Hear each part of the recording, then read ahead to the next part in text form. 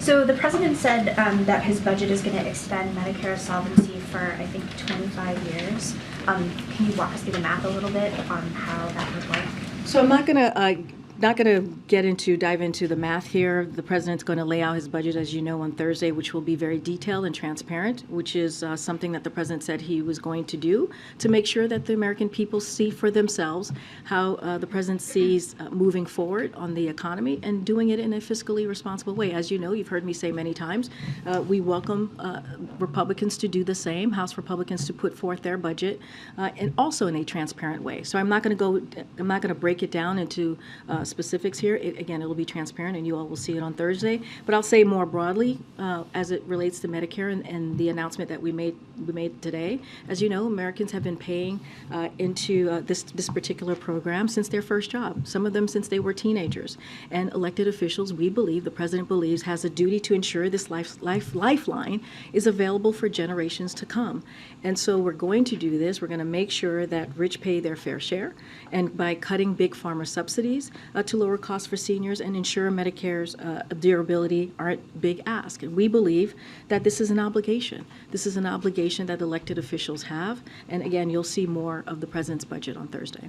On immigration, so we're hearing that this idea to detain families in detention, again, is one of a lot of policies that are currently under consideration, as Title 42 restrictions are going to possibly end on May 11th. So I wondered if you can rule out family detention, or what can you say about the idea that, families may or may not be detained, migrant families may or may not be detained at the border? So I'm not going to go in on rumors that are out there or conversations that are happening at this time. The department, as you know, as you just noted, Colleen, the Department of Homeland Security is certainly continuing to prepare for the eventual lift of Title 42.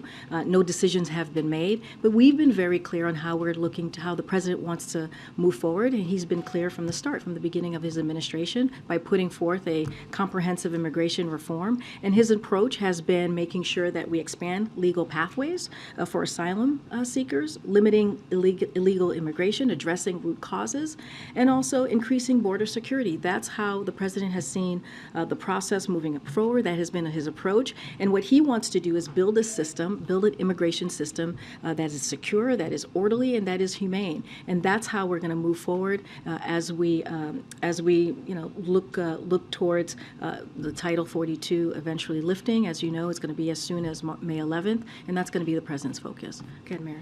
I understand no decisions have been made, but the president, shortly after he came to office, put an end to this policy of detaining migrant families as a candidate. He said we should not be locking people up. You aren't ruling it out either. So why is this even being considered as a possible option now? I'm just not going to comment on rumors that are out there. I'm not saying it's being considered. I'm not saying but I'm not saying it is, and I'm not saying it is not. I'm saying that I'm not going to speak to rumors. There are rumors out there. Clearly, the Department of Homeland Security is working through ways on how to move forward once Title 42 is lifted. I'm just not going to get into speculations. I'm going to let them do their work.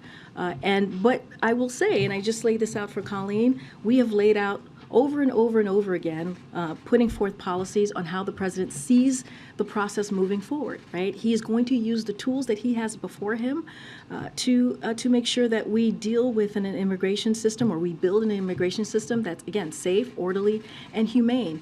And we've expanded legal pathways for immigration. We have tried to worked very hard to limit illegal immigration into this country by making sure that the border was secure. Again, this is something that Republicans could work with us on. He put forward an immigration policy, a comprehensive immigration policy on day one, but what we're seeing on the other side is political stunts. That's what they want to do. We're not looking to do political stunts. We're looking to deal with a real issue. Imagine the president is looking for a way to tackle this issue that is safe, orderly, and humane. Is there ever an instance in which he thinks detaining migrant families can be safe, orderly, and humane? I'm just not going to get into, again, that's diving into speculation that's out there, rumored conversations. What I can lay out to you is his approach, and we've been very clear on our approach these past 2 years. Just one more. Is there a hope here that the threat of family detention may be a deterrent? Look, this is a rumored conversation that I'm just not going to weigh in, even by answering that question. I'm just not going to weigh in into rumors that are out there.